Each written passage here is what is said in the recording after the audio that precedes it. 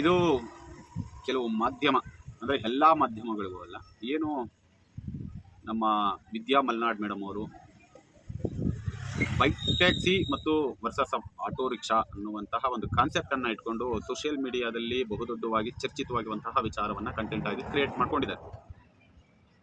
ಆಟೋದವರು ಕರೆದ್ರೆ ಬರೋದಿಲ್ಲ ಅಂತಕ್ಕಂತಹ ಒಂದು ಬಹುದೊಡ್ಡ ಆರೋಪವನ್ನು ಮಾಡ್ತಾ ಇದ್ದಾರೆ.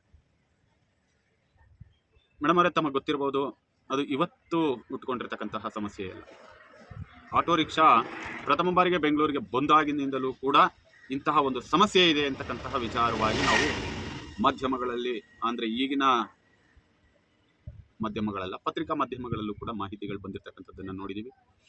ಜೊತೆಗೆ ತಾವುಗಳು ಇವತ್ತು ಅರ್ಥ ಮಾಡ್ಕೋಬೇಕು, ಒಂದು ವಾಹನ ಖಾಲಿ ಹೋಗ್ತಾ ಇದೆ, ನಾವು ಕೈ ಹೊಡೆದ್ರೂ ಕೂಡ ನಿಲ್ಲಿಸೋದಿಲ್ಲ ಅನ್ನುವಷ್ಟು ಮಟ್ಟಕ್ಕೆ ಬಂದಿದೆ ಅಂತ ತಾವು ಹೇಳಿಕೆಯನ್ನು ಕೊಡ್ತಾ ಇದ್ದೀರಾ. ಇವತ್ತು ಎಲ್ಲವೂ ಕೂಡ ಆನ್ಲೈನ್ನಲ್ಲಿ ಬುಕ್ಕಿಂಗ್ ಆಗ್ತಾ ಇದೆ. ನೀವು ಒಬ್ಬ ವ್ಯಕ್ತಿ ಗ್ರಾಹಕರು ಬುಕ್ ಮಾಡಿದ್ದಾರೆ ಅಂದಾಗ ಆ ವಾಹನ ಖಾಲಿಯೇ ಹೋಗಿ ಆ ಗ್ರಾಹಕರನ್ನ ಬುಕ್ ಮಾಡುವಂತಹ ವ್ಯವಸ್ಥೆ ಇರುತ್ತೆ. ನಾವು ಯಾಕೆ ಕೈ ಹೊಡೆದ್ರೂ ಕೂಡ ನಿಂತ್ಕೊಳ್ಳೋದಿಲ್ಲ ಅಂತಂದ್ರೆ, ಒಬ್ಬ ಗ್ರಾಹಕರಿಗೆ ಕರೆದು ನಾವು ಹೋಗುವ ದಾರಿಯಲ್ಲಿ ಕೇಳಿ ಬಿಟ್ಟು ಹೋಗಬಾರ್ದು ಅಂತಕ್ಕಂತಹ ಒಂದು ಉದ್ದೇಶದಿಂದ ನಾವು ಇನ್ನೊಬ್ಬ ಗ್ರಾಹಕರನ್ನ ಬುಕ್ಕಿಂಗ್ ಅನ್ನ ಅಕ್ಸೆಪ್ಟ್ ಮಾಡಿದಂತಹ ಸಂದರ್ಭದಲ್ಲಿ ನಾವು ಯಾವುದೇ ಗ್ರಾಹಕರುಗಳನ್ನ ಮಾತಾಡ್ಸೋದಕ್ಕೆ ಮತ್ತು ರಸ್ತೆಯಲ್ಲಿ ನಿಂತು ಕೈ ಹೊಡೆದ್ರೂ ಕೂಡ ನಾವು ಅವರನ್ನ ಕೇಳೋದಕ್ಕೆ ಹೋಗೋದಿಲ್ಲ. ಏಕೆಂದ್ರೆ ಒಂದು ಬುಕ್ಕಿಂಗ್ ಅನ್ನ ನಮಗೋಸ್ಕರನೇ ಮಾಡಿರ್ತಕ್ಕಂತಹ ಒಬ್ಬ ಗ್ರಾಹಕರು ಅವ್ರ ಮನೆ ಬಾಗಿಲಲ್ಲಿ ಕಾಯ್ತಾ ಇರ್ತಾರೆ. ಹೌದು, ನೀವು ಕೂಡ ಆಟೋ ರಿಕ್ಷಾ ಸಿಗುತ್ತೆ ಅನ್ನುವಂತಹ ಒಂದು ಉದ್ದೇಶದಲ್ಲಿ ರಸ್ತೆಗೆ ಬಂದು ನಿಂತ್ಕೊಂಡಿರ್ತೀರಾ ಅಂತಕ್ಕಂತಹ ಉದ್ದೇಶವನ್ನ ತಗೊಳ್ಬಹುದು. ಇಲ್ಲಿ ಹಲವಾರು ವಿಧಾನಗಳಲ್ಲಿ ಆಟೋ ಚಾಲಕರುಗಳನ್ನ ಟಾರ್ಗೆಟ್ ಮಾಡಿ ಕಟ್ಟಿ ಹಾಕುವಂತಹ ಒಂದು ಷಡ್ಯಂತ್ರದ ವ್ಯವಸ್ಥೆ ವಿರುದ್ಧವಾಗಿಯೂ ಕೂಡ ತಾವು ಮಾತಾಡಬೇಕಾಗುತ್ತೆ.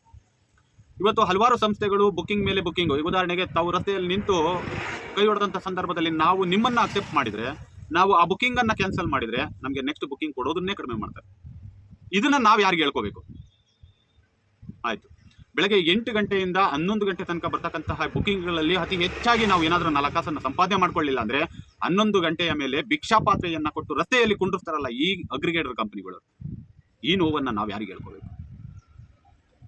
ಇದ್ರ ಜೊತೆಯಲ್ಲಿ ತಾವು ಒಂದು ಪ್ರಶ್ನೆನ ಎತ್ಕೊಂಡ್ರಿ, ರೈಲ್ವೆ ನಿಲ್ದಾಣಗಳಿಗೆ. ಹೌದು, ಇದು ನಾವು ಅವತ್ತಿನಿಂದಲೂ ಕೂಡ ಬಹುದೊಡ್ಡವಾಗಿ ವಿರೋಧವನ್ನು ವ್ಯಕ್ತಪಡಿಸ್ತಿರ್ತಕ್ಕಂತಹ ನಿಲ್ದಾಣಗಳು ಅಂತಂದ್ರೆ ಅದು ಬಸ್ ನಿಲ್ದಾಣಗಳಾಗಬಹುದು ಮತ್ತು ರೈಲ್ವೆ ನಿಲ್ದಾಣಗಳಲ್ಲಿ ಬಹುದೊಡ್ಡ ವಿರೋಧ ನಮಗೂ ಕೂಡ ಇದೆ ಚಾಲಕರುಗಳಲ್ಲಿ. ಉದಾಹರಣೆಗೆ ನಿಮ್ಮಂತ ಒಬ್ಬ ಪ್ರಾಮಾಣಿಕವಾಗಿರ್ತಕ್ಕಂಥ ಆಟೋ ಚಾಲಕ ಇವತ್ತು ರೈಲ್ವೆ ನಿಲ್ದಾಣಗಳಿಗೆ ಒಳಗಡೆ ಹೋದ್ರೆ ಯೂನಿಫಾರ್ಮ್ ಇಂದ ಹಿಡಿದು ಡಿಸ್ಪ್ಲೇ ಕಾರ್ಡ್ ನಿಂದ ಹಿಡಿದು ಪ್ರತಿಯೊಂದನ್ನು ಕೂಡ ಡಾಕ್ಯುಮೆಂಟ್ ಅನ್ನ ಚೆಕ್ ಮಾಡುವಂತಹ ಸಂಚಾರ ಪೊಲೀಸ್ ಇಲಾಖೆಯ ಅಧಿಕಾರಿಗಳು ಅಲ್ಲೇ ಕುಳಿತಿರ್ತಕ್ಕಂತಹ ಎಷ್ಟೋ ವಾಹನಗಳಿಗೆ ತಲೆ ಹಿಡಿಯುವಂತಹ ಕೆಲಸ ಕಾರ್ಯಗಳನ್ನು ಕೂಡ ಮಾಡ್ತಾ ಇದ್ದಾರೆ.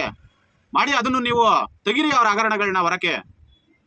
ಇದೇ ಆಟೋ ಚಾಲಕರುಗಳು ಅವ್ರ ಎದುರುಗಡೆನೆ 500 ರೂಪಾಯಿ ಕೊಡಿ, 600 ಕೊಡಿ, 800 ಕೊಡಿ ಅಂತ ಕೇಳಿದ್ರು ಕೂಡ ಈ ಒಂದು ಬಾಯಲ್ಲಿ ಅಷ್ಟು ಕೇಳಬಾರ್ದು ಗ್ರಾಹಕರನ್ನ ಅನ್ನಷ್ಟು ಕಾಮನ್ ಸೆನ್ಸ್ ಇಲ್ಲದೆ ಯೂನಿಫಾರ್ಮ್ ನಲ್ಲಿ ಇರ್ತಾರ್ರಿ ಅವರು. ಹೊಟ್ಟೆ ಉರಿತದೆ. ಏನ್ ಮಾಡ್ತೀರಾ? ಮಾತಾಡಿದ್ರೆ ಕಾನೂನನ್ನ ಎತ್ಕೊಂಡು ಬರ್ತಾರೆ, ಕರ್ತವ್ಯಕ್ಕೆ ಅಡ್ಡಿ ಆರೋಪವನ್ನ ಎತ್ಕೊಂಡು ಬರ್ತಾರೆ. ಏನ್ ಭ್ರಷ್ಟಾಚಾರದಲ್ಲಿ ಏನ್ ಕಡಿಮೆ ಇದೆ ಅಂತ ಅನ್ಕೋಬೇಡಿ ನೀವುಗಳು. ಇಡೀ ಸರ್ಕಾರವೇ ಭ್ರಷ್ಟಾಚಾರದಲ್ಲಿ ತುಂಬಿ ಮುಳುಗಿ ಹೋಗಿದೆ. ಯಶವಂತಪುರ ರೈಲ್ವೆ ನಿಲ್ದಾಣದಲ್ಲೂ ಕೂಡ ಪ್ರತಿ ವಾಹನಕ್ಕೆ ಇಂತಿಷ್ಟು, ಪ್ರತಿ ತಿಂಗಳಿಗಿಂತಿಷ್ಟು ಅಂತ ಕಲೆಕ್ಷನ್ ಮಾಡುವಂತಹ ಪೊಲೀಸ್ ಅಧಿಕಾರಿಗಳಿದ್ದಾರೆ. ರಾತ್ರಿ ಕರ್ತವ್ಯ ನಿರ್ವಹಿಸುವಂತಹ ಅಧಿಕಾರಿ ಮದ್ಯಪಾನವನ್ನ ಮಾಡಿ ಸಿಗಾಕೊಂಡು ಸಸ್ಪೆಂಡ್ ಆದಂತಹ ನಿದರ್ಶನಗಳಿದಾವೆ. ಅದೇ ಅಲ್ಲೇ ಕರ್ತವ್ಯವನ್ನ ನಿರ್ವಹಿಸುವಂತಹ ಒಬ್ಬ ಚಾಲಕ ಯೂನಿಫಾರ್ಮ್ ಅನ್ನೇ ಹಾಕೊಂಡಿರೋದಿಲ್ಲ. ಅಂತವನನ್ನ ಪ್ರಶ್ನೆ ಮಾಡೋದಕ್ಕೆ ಶಕ್ತಿಯನ್ನ ಕಳ್ಕೊಂಡಿರ್ತಕ್ಕಂತಹ ನಿಶಕ್ತಿ ಇಲಾಖೆ ಇದೆಯಲ್ಲ, ಆ ನಿಶಕ್ತಿಯ ಇಲಾಖೆಯನ್ನ ತಾವುಗಳು ಪ್ರಶ್ನೆ ಮಾಡಬೇಕು.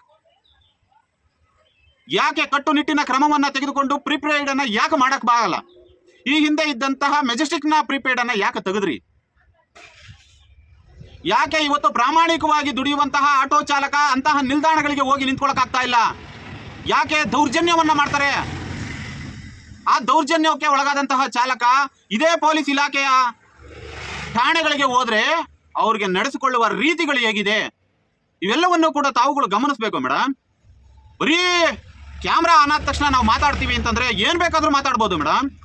ಆದ್ರೆ ನ್ಯಾಯಬದ್ಧವಾಗಿ ಸರಿಯಾದ ರೀತಿಯಲ್ಲಿ ಕ್ರಮಬದ್ಧವಾಗಿ ಇಲಾಖೆಗಳು ಚಾಲಕರುಗಳನ್ನ ನಡೆಸ್ಕೊಳ್ತಾ ಇದೆಯಾ ಅಂತಕ್ಕಂಥದ್ದು ನೋಡೋದಿದೆಯಲ್ಲ, ಇದು ನಿಮ್ಮ ಕೈಯಲ್ಲಿ ಸಾಧ್ಯ ಇಲ್ಲ ಅಂತ ಅನ್ಕೊಳ್ತೀನಿ. ನಾನು ಕೂಡ ಕುತ್ಕೊಂಡು ಸೋಷಿಯಲ್ ಮೀಡಿಯಾದಲ್ಲಿ ಮಾತಾಡ್ಬೋದು, ಗ್ರಾಹಕರುಗಳಿಗೆ ಆಗಾಗ್ಬಿಡ್ತು, ಈಗಾಗ್ಬಿಡ್ತು, ಆಟೋ ಚಾಲಕರು ದರೋಡೆಕೋರರು ಅಂತ. ಹೌದು, ಆಟೋ ಚಾಲಕರು ದರೋಡೆಕೋರರು. ಆದ್ರೆ ಇದೇ ದರೋಡೆಕೋರರು ಇವತ್ತು ಕಂಪನಿಯ ಟೆಕ್ನಾಲಜಿ ಹೆಸರಿನಲ್ಲಿ ಬಂದು ಇಟ್ಕೊಂಡು ಇಡೀ ಆಟೋ ಚಾಲಕರುಗಳನ್ನ ಹಂತ ಹಂತವಾಗಿ ಗಾಣಕ್ಕೆ ಸಿಕ್ಕ ಕಬ್ಬಿನ ಹಾಗೆ ಹಿಂಡ್ತಾ ಇದಾರಲ್ಲ, ಅವ್ರು ಮಾಡ್ತಿರ್ತಕ್ಕಂಥದ್ದು ಕರೆಕ್ಟ್ ಆಗಿದೆಯಾ? ಹಾಗಾದ್ರೆ ತಾವು ಗ್ರಾಹಕರಾಗಿ ಕರೆದ ತಕ್ಷಣ ಮೀಟರ್ ಹಾಕುವಂತಹ ಆಟೋ ಚಾಲಕರುಗಳು ಬೇಕು ಅಂತ ಎಷ್ಟು ಆಸೆಯನ್ನ ವ್ಯಕ್ತಪಡಿಸ್ತಿರೋ, ಅದೇ ರೀತಿ ಬೆಂಗಳೂರು ನಗರದಲ್ಲಿ ಒಬ್ಬ ಆಟೋ ಚಾಲಕ ಬದುಕಬೇಕು ಅಂತಂದ್ರೆ ಇವತ್ತಿನ ಎಲ್ಲ ದರಗಳ ಏರಿಕೆಯಾಗಿರ್ತಕ್ಕಂತಹ ಉದಾಹರಣೆಗೆ ತಗೊಳ್ಳಿ. 2 ತಿಂಗಳ ಹಿಂದೆ 95 ರೂಪಾಯಿ 1 ಲೀಟರ್ ಗ್ಯಾಸ್ ಇತ್ತಲ್ಲ, ಅವನು ಹೇಗೆ ಸಂಸಾರ ಮಾಡಿರ್ಬೇಕು ಅಂತಕ್ಕಂಥ ಬಗ್ಗೆ ಯಾರಾದ್ರೂ ಒಂದೇ ಒಂದು ವರದಿಯನ್ನ ಮಾಡಿಕೊಟ್ರ? 95 ರೂಪಾಯಿಗೆ ಲೀಟರ್ ಗ್ಯಾಸ್ ಹಾಕ್ಸಿ ಏನಪ್ಪಾ ನೀನ್ ಸಂಪಾದನೆ ಮಾಡ್ತಾ ಇದೀಯಾ, ನಿನ್ನ ಸಂಸಾರನ ನೀನು ಹೇಗೆ ಸಾಕ್ತಾ ಇದೀಯಾ ಅಂತ ಯಾರೂ ಕೇಳಲಿಲ್ಲ, ಸರ್ಕಾರವೂ ಕೇಳಲಿಲ್ಲ. ಕುರುಡು ಕಾಂಚಾಣದ ಸರ್ಕಾರ, ಸತ್ತು ಹೋದ ಸರ್ಕಾರ, ಎಮ್ಮೆ ಚರ್ಮದ ಅಧಿಕಾರಿಗಳು ಯಾರಿಗೆ ಹೇಳ್ಬೇಕು ನಮ್ಮ ಪ್ರಾಬ್ಲಮ್ನ? ಮಾಧ್ಯಮಗಳಲ್ಲಿ, ಸೋಷಿಯಲ್ ಮೀಡಿಯಾಗಳಲ್ಲಿ ಕುಳಿತುಕೊಂಡು ಮಾತಾಡೋದಕ್ಕೆ ಏನ್ ಮೇಡಮ್, ಏನ್ ಬೇಕಾದ್ರೂ ಮಾತಾಡ್ಬೋದು. ಇವತ್ತು ನಿಮ್ಮದೇ ಚಾನೆಲ್ನಲ್ಲಿ ಕೂತ್ಕೊಂಡಿದ್ರಲ್ಲ 2 ಜನ ಆಟೋ ಚಾಲಕರುಗಳು, ಇವ್ರುಗಳೇನು ಬಹಳ ಸಾಚ್ಕೊಂತರು ಅಂತ ಅನ್ಕೊಂಡಿದ್ರಾ? ಇವರು ಕೂಡ ಸೋಷಿಯಲ್ ಮೀಡಿಯಾದಲ್ಲಿ ನಾನು 3,000 ದುಡ್ದೆ, 4,000 ದುಡ್ದೆ ಅಂತ ಪುಂಖಾನುಪುಂಖವಾಗಿ ಪುಂಗಿ ಎಲ್ಲೋ ಹೊರಗಡೆ ಕೆಲಸ ಮಾಡ್ತಿದ್ದಂತಹ, ನೆಮ್ಮದಿಯಾಗಿ ಜೀವನ ಕಟ್ಕೊಂಡಿದ್ದಂತಹ ವ್ಯಕ್ತಿಗಳನ್ನ ಆಟೋ ರಿಕ್ಷಾ ವೃತ್ತಿಗೆ ಬಂದು ಇವತ್ತು ಬೀದಿಯಲ್ಲಿ ಹೊಂಗೆ ಮರದಡಿಯಾಗಿ ಮಲ್ಕೊಂಡಿರ್ತಕ್ಕಂತಹ ವೃತ್ತಿಗೆ ತಳ್ಳಿರ್ತಕ್ಕಂತಹ 2 ಜನ ಅವರು. ನಿಮಗೆ ಅಂತವ್ರು ಇವತ್ತು ಇನ್ಫ್ಲೂಯೆನ್ಸರ್ಗಳಾಗ್ತಾರೆ, ಅಂತವ್ರು ಇವತ್ತು ಡಿಬೇಟ್ ಅಲ್ಲಿ ಬಂದು ಕುತ್ಕೊಂಡು ಮಾತಾಡುವಷ್ಟು ಮಟ್ಟಕ್ಕೆ ಆಗ್ತಾರೆ, ಅಂತವ್ರು ಇವತ್ತು ಸರ್ಕಾರನ ಪ್ರಶ್ನೆ ಮಾಡ್ತಾರೆ. ಇದೇ ಸರ್ಕಾರನ ಪ್ರಶ್ನೆ ಮಾಡೋ ತಾಕತ್ತಿರೋರು ಬಂದು ಹೈಕೋರ್ಟ್ ಅಲ್ಲಿ ನಿಂತ್ಕೊಂಡು ವಾದ ಮಾಡ್ಬೇಕಾಗಿತ್ತು. ಇದೇ ಇನ್ಫ್ಲೂಯೆನ್ಸರ್ಗಳು ನಾನು ದಿನಕ್ಕೆ 3,000 ದುಡಿತೀನಿ ಅಂತ ಹೇಳ್ತಾರಲ್ಲ, ಅವ್ರು ಅವತ್ತು ನ್ಯಾಯಬದ್ಧವಾಗಿ ಹೇಳ್ಬೇಕಾಗಿತ್ತು.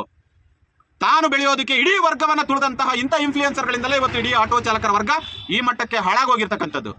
ಅದ್ರ ಬಗ್ಗೆ ಯಾರು ಮಾತಾಡೋದಿಲ್ಲ ಅಲ್ವಾ ಮೇಡಮ್? ನಿನ್ನೆಯೂ ಕೂಡ ನಿಮ್ಮ ಡಿಬೇಟ್ನಲ್ಲಿ ನಾನು ಕೂಡ ಸಂಜೆ 6:15 ಭಾಗವಹಿಸಿ ಮಾತಾಡಿದ್ದೀನಿ. ಆದರೆ ಸಮಯಾವಕಾಶ ತುಂಬಾ ಕಡಿಮೆ ಇದ್ದಿದ್ದರಿಂದ ನೀವು ನಮಗೆ ಮಾತಾಡೋದಕ್ಕೆ ಅವಕಾಶಗಳನ್ನ ಕೊಡಲಿಲ್ಲ. ಕೊಡಿ ನಮಗೂ ಡಿಬೇಟನ್ನ ಬರ್ತೀನಿ ತಗೊಂಡು. ಇಡೀ ಅಫೆನ್ಸ್ ಅನ್ನೋದಕ್ಕೆ, bike taxi is the illegal ಅನ್ನೋದಕ್ಕೆ ಸಂಪೂರ್ಣವಾದ ದಾಖಲೆಯ ಸಮೇತವಾಗಿ, ಎಳೆಯಾಗಿ ದಾಖಲೆಗಳ ಸಮೇತವಾಗಿ ತೆಗೆದಿಡೋ ಅಷ್ಟು ಶಕ್ತಿ ನಮ್ಮಲ್ಲಿದೆ. ಇಡೀ ನಮ್ಮ ಖಾಸಗಿ ಸಾರಿಗೆ ಸಂಘಟನೆಗಳ ಒಕ್ಕೂಟ ಇಡೀ ಬೈಕ್ ಟ್ಯಾಕ್ಸಿಯ ವಿರುದ್ಧವಾಗಿ ಪ್ರಬಲವಾಗಿ ಹೋರಾಟವನ್ನ ಮಾಡ್ಕೊಳ್ತಾ ಬರ್ತಾ ಇದೆ. ಬೈಕ್ ಟ್ಯಾಕ್ಸಿ ಇಲ್ಲೀಗಲ್ ಅನ್ನೋದಕ್ಕೆ ಪ್ರಮುಖವಾದ ಸಾಕ್ಷಿಗಳನ್ನ, ಪ್ರಮುಖವಾದ ದಾಖಲೆಗಳನ್ನ ಯಾಕೆ ಕೇಂದ್ರ ಸರ್ಕಾರ ಅನುಮತಿಯನ್ನ ಕೊಡಬಾರ್ದು, ರಾಜ್ಯ ಸರ್ಕಾರ ಅನುಮತಿಯನ್ನ ಕೊಡಬಾರ್ದು ಅಂತಕ್ಕಂತಹ ವಿಚಾರವಾಗಿ ಇಂಚಿನ ದಾಖಲೆಗಳನ್ನ ಕೊಡೋದಕ್ಕೆ ನಾವು ಸಿದ್ಧವಿದ್ದೀವಿ. ವೇದಿಕೆ ಕೊಡೋದಕ್ಕೆ ನೀವು ಸಿದ್ಧವಾಗಿದ್ದೀರಾ? ನೀವು ಸಿದ್ಧವಾಗಿದ್ದೀರಾ ಅಂದ್ರೆ ವೇದಿಕೆಯಲ್ಲಿ ಚರ್ಚೆ ಮಾಡೋದಕ್ಕೆ ನಾವು, ನಮ್ಮ ಟೀಮು ಸದಾ ಸಿದ್ಧವಾಗಿ ನಿಂತಿರ್ತೀವಿ. ವೇದಿಕೆ ನಿಮ್ಮದು, ಚರ್ಚೆ ನಮ್ಮದು.